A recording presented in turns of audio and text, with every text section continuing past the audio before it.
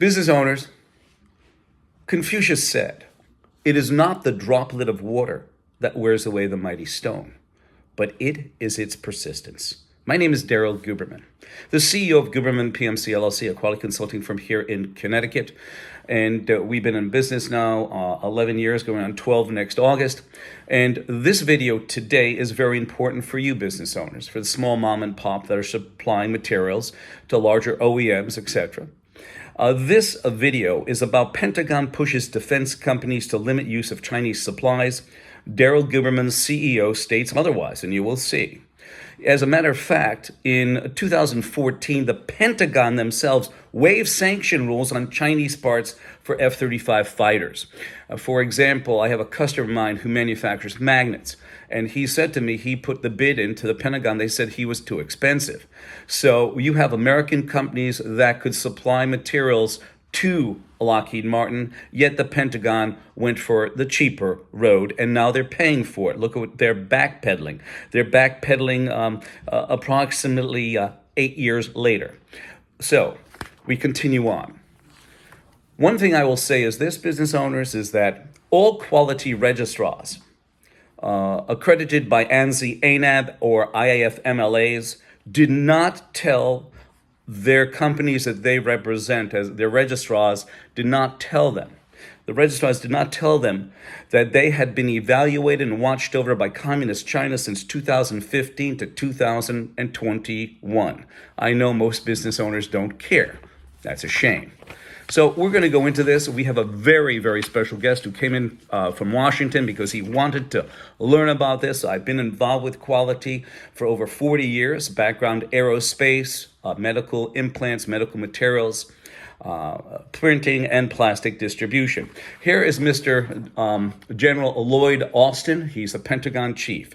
So let's continue and show you this nightmare, show you that the Pentagon Defense Department has been watched over by Communist China since 2015, probably before, and you'll find out right now. ANSI, the American National Standards Institute, is an organization that's been around for over 100 years. It has both federal agencies and corporations on board.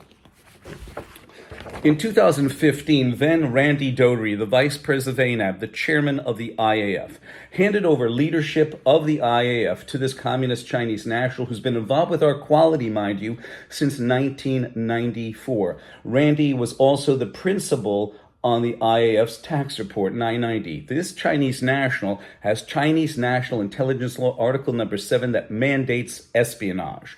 ANSI took over complete control over ANAP in 2018, and you have both federal agencies and corporations sitting on ANSI's board. It is no longer the ANSI members of management. They changed it because I think my videos hit home for them, and they changed it to management roster. They could change the name, but as a leopard cannot change their spots, neither can ANSI. We continue on, we find out that ANSI and ANAB both sit harmoniously on the IAF. And at the time they were there when the Communist Chinese National was there, Zhao Jinwu, we're going to be getting to him, we showed him to you before. And also Lockheed Martin sits via the International Aerospace Quality Group. They too sit on the IAF. Randy said that an IAF MLA is equivalent in accreditation to ANAB. You can stop the film, read it if you want. I'm going to continue on so we can hasten this for you. You have countries like Iran, Pakistan, Libya, North Korea. Libya was on between 2008 and 2017, and North Korea was on between 2002 and 2008. They got dropped off because of lack of payment. You also have this congratulatory message that Randy left on the IAF site that said, "Congratulations to Zhao Jinwu." You can stop the video and read it if you like. We also have this. This is very important, business owners. Randy sent us an email in 2014 when he was the vice president of ANAB, the chairman of the IAF. He sat on as a principal on the 990 tax report for the IAF, and the IAF, by the way, is incorporated in Delaware. He said that an IAF MLA works to facilitate global trade and vision of certified ones accepted everywhere. IAF-MLA signatories are obligated to recognize certificates accredited by other IAF-MLA signatories as equivalent. So a company with an ISO 9001 certification that is accredited by the China National Accreditation Services, CNAS. The IAF MLA signatory is China is equivalent to an ISO 9001 certificate accredited by ANAB. Randy also invited us in 2016 to join either the IAF or ANAB or both, and we could not do that because of China running it. And China's dictated any Chinese individual, foreign official working in a company is mandated to take their, the company's data, government's data, because of China's national intelligence law, Article number 7. You also have Zhao Junwu, who then, this is in 2017, he was the he was the chairman of the IAF. He's also the chairman and executive director of the China National Accreditation Services, giving a laboratory certificate to WUHAN China. During this time in 2017, they had a second workshop, China workshop, that talked about gain-of-function research, ladies and gentlemen. During the disposition with Rand Paul asking questions to Anthony Fauci of the NIH, he asked him about gain-of-function, and Fauci said, I don't know anything about it. Well, between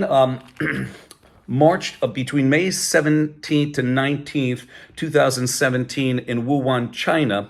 This workshop will focus on 5 sessions: gain-of-function research, gene editing, targeting, and delivery, and other novel biotechnology. I'm going to say also this. We took this directly off a website. We took a snapshot of it on 8/25/2018 because when we exposed it, ANAB had them take it down without a doubt. ANAB, or ANSI-ANAB now, is an underwriter for both the International Laboratory Accreditation Cooperation and also the International Accreditation Forum. An underwriter. So if anybody is attacking Wuhan, China, trying to sue China, they are not the ones you go after. You go after ANSI-ANAB. They are the ones, and an underwriter is this. An underwriter is any party that evaluates and assumes another party's risk for a fee. So I would say the laboratory in Wuhan was risky. In fact, Pamela Sale of ANSI-ANAB stated under deposition that she said that from one lab to another there are variances.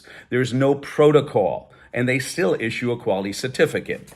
Also, there are over 10 different registrars in China that issue quality certificates. Are they truly quality? And are you truly getting your worthwhile in America having cybersecurity? 27,013, 20,000, 27,001 ISO standards that are supposed to be for cybersecurity? I don't think so.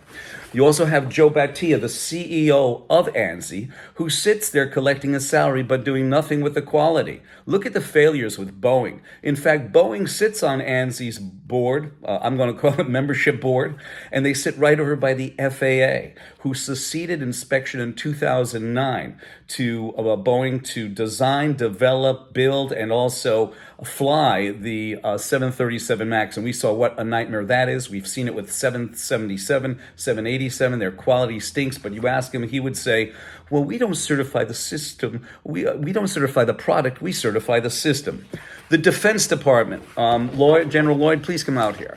The Defense Department sits happily on ANSI, and at the time, 2015 to 2021, they sat on ANSI, and this is why you have cybersecurity issues. On government contracts, State Department contracts, it states, and I quote, and the contractor must be ANSI, ANAB, or IAF, which was controlled and operated by a communist Chinese national general. That's what I want to tell you. So think about that.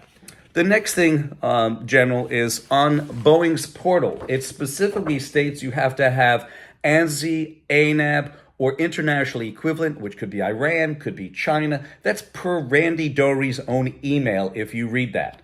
Also, on Lockheed Martin, it states that the organization must be ANSI, ASQ, ANSI, ANAB accredited, IAF, and they will only accept IAF. And in 2015, we tried to warn them about the whole situation with the IAF, and that fell on deaf ears.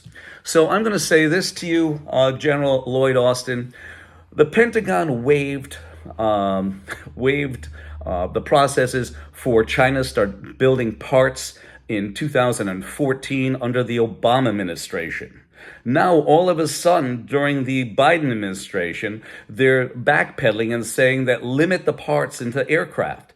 General Lloyd Austin, you got a problem, a serious issue. And I'm going to say this, business owners, this video is about Pentagon pushes defense companies to limit use of Chinese supplies. Daryl Guberman's CEO states otherwise. And as you can see, it's otherwise. You have this mess of incestuous relationships sitting on the American National Standards Institute. And I say this without malice.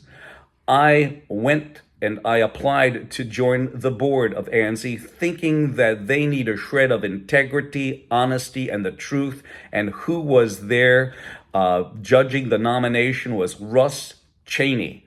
You will see down below an article concerning Russ Cheney, and that's all I'm going to say. My telephone number is 203-556-1493 or Daryl, Daryl, TQRS, @yahoo.com. Again, 203-556-1493. I look forward to hearing from you, and I thank you.